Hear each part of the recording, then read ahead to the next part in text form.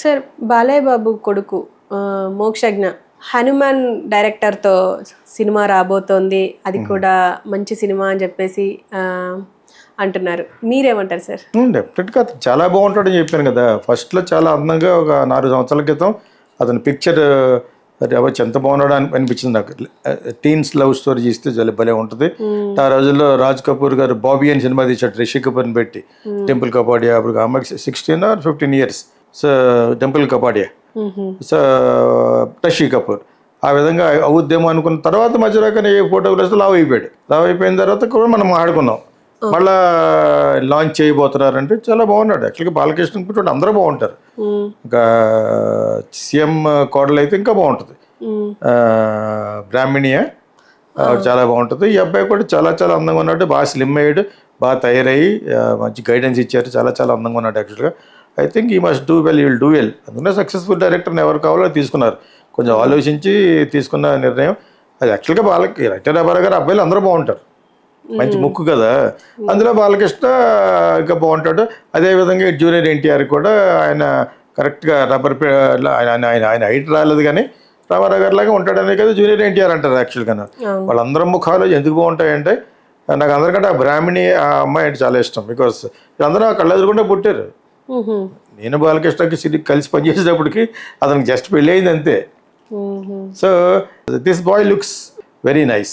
ఇప్పుడు నిన్న మొన్న ప్రొఫైల్ ఏదో వచ్చింది, చాలా అందంగా ఉన్నాడు యాక్చువల్గాను. మరి ఎటువంటి మంచి హీరోయిన్ పెడతారో కానీ అతనికి ఏజ్కి తగ్గట్టుగానే 2-3 సంవత్సరాలు చిన్న పెడితే చాలా బాగుంటుంది యాక్చువల్గా. I wish him all the best from my bottom of my heart. And ఈ సందర్భంగా acting, method acting, screenplay direction నేర్చుకోవడానికి consult Geethakrishna film school. So అంత గొప్ప నటులు అవ్వాలని అంటే మీకు ఓన్లీ ఫాదర్లే పెద్దవాళ్ళు అవ్వాలని లేదు. మంచి యాక్టింగ్ అనుకున్న వాళ్ళు ఎవరైనా నేర్చుకోవచ్చు.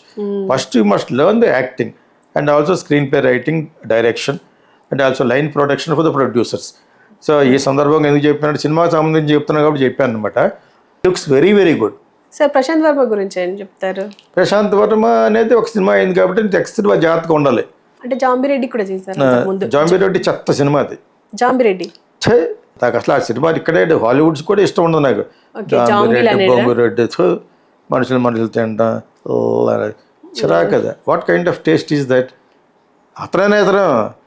ఇతని మీద ఉన్న అభిప్రాయాలు సగం పోయింది ఇప్పుడు నాకు.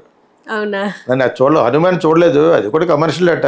బట్ ఎనివే కమర్షియల్ డైరెక్టర్సే కావాలి. జాంబిరెడ్డి అటువంటి వాళ్ళు ఇతను పెట్టి అందమైన లవ్ స్టోరీ తీయాలి, సింపతి వచ్చే క్యారెక్టర్ చేయాలని డైరెక్టర్ నేను ఇచ్చే సలహా. నేను గాలి జనార్దన్ రెడ్డికి ఇచ్చాను, వినలేదు, వాళ్ళ ఇష్టం అది. అదేవిధంగా అఖిల్కి అయిపోయిన తర్వాత చెప్పాను.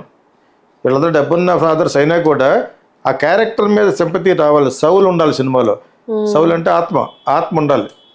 That is what I teach here. మా దాంట్లో డైరెక్షన్ చెప్పినప్పుడు ఒక పెక్యులర్ ఫార్ములా ఒకటి చెప్తాం. ఆ ఫార్ములా మీరు నేర్చుకోకపోయినా but still you should maintain the life line అంటారు కదా, ఆ లైఫ్ లైన్ ఉండాలి. ఆ క్యారెక్టర్ మీద సింపతి రావాలి. బాలకృష్ణ ఒక 10,000 కోట్లు ఉన్న పెద్ద హీరో ఆడ కొడుకు అనే ఇమేజ్ రాకూడదు. ఐఎమ్ టెలింగ్, అటువంటి ఇమేజ్ వస్తే మటుకు పోతుంది. ఓకే, నేను ఎందుకు ఇన్సార్లు చెప్తానంటే నాగార్జున మంచి నటుడే, ఒక లెవెల్ వరకు ఓకే స్టార్. మరి అతను బిగ్ బాస్లో కూడా రోజు 1 కోటి రూపాయలు ఇస్తారు, మొత్తం అంతా కలిసి 15 కోట్లు ఇస్తారు, అంత స్టార్ ఉన్నవాడే. మన ఏదో కన్వెన్స్ కొట్టినప్పుడు ఒకటి కూడా సింపతి చూపించలేదు. Sympathy you must gain for an actor, not for the director. Director can direct a stupid film like Jambireddy and also mythological flavor ఉన్న ఒక బ్యాట్మెన్ లాగా తీసుంటాడు. హనుమాన్ ఏంటి, మనకి బ్యాట్మెన్ ఎవరు లేడు కదా.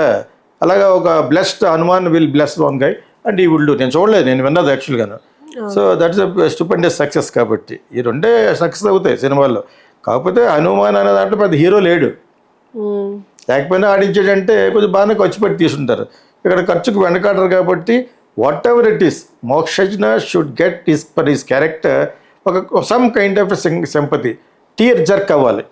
నువ్వు అది కానీ జర్క్ చేయగలిగితే it will be very good. Okay, so I wish all the best and all the director. And he looks very nice, very very handsome. Balakrishna బాగుంటాడు, అలాగే ఉన్నాడు. మీకు అర్థమైంది. ఇప్పుడు జాంకే కాస్తుంది కాబట్టి, but he is very good, really good. I think he looks very nice. I think he must do well, he will do well. అందుకనే సక్సెస్ఫుల్ డైరెక్టర్ని ఎవరు కావాలో తీసుకున్నారు. కొంచెం ఆలోచించి తీసుకున్న నిర్ణయం అది. యాక్చువల్గా వాళ్ళకి ఎన్టీ రామారావు గారు అబ్బాయిలు అందరూ బాగుంటారు, మంచి ముక్కు కదా, అందులో బాలకృష్ణ ఇంకా బాగుంటాడు. అదేవిధంగా జూనియర్ ఎన్టీఆర్ కూడా ఆయన కరెక్ట్గా ఆయన హైట్ రాలేదు కానీ రామారావు గారి లాగా ఉంటాడనే కదా జూనియర్ ఎన్టీఆర్ అంటారు యాక్చువల్గా. వాళ్ళందరం ముఖాలు ఎందుకు బాగుంటాయంటే నాకు అందరికంటే ఆ బ్రాహ్మణి ఆ అమ్మాయి అంటే చాలా ఇష్టం. బికాస్ వీళ్ళందరూ కళ్ళు ఎదురుకుండా పుట్టారు. నేను బాలకృష్ణకి సిరికి కలిసి పనిచేసేటప్పటికి అతనికి జస్ట్ పెళ్ళి అయింది అంతే. So this boy looks very nice. ఇప్పుడు నిన్న మొన్న ప్రొఫైల్ ఏదో వచ్చింది, చాలా అందంగా ఉన్నాడు యాక్చువల్గాను.